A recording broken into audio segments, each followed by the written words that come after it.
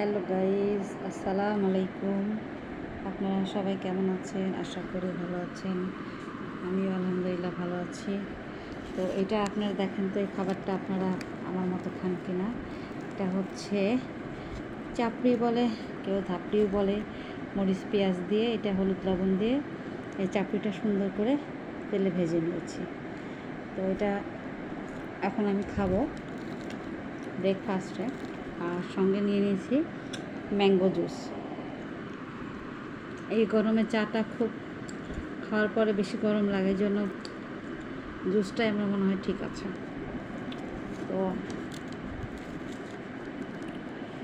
সবসময় রুটি খেতে খেতে আর ভালো লাগছে না, খিচুড়ি আর রুটি, এই জন্য ভাবলাম যে আজকে এটা বানাই। তো এটা খেতে বেশ ভালো। আপনারা আমার মতো এভাবে খান কিনা কমেন্ট করবেন।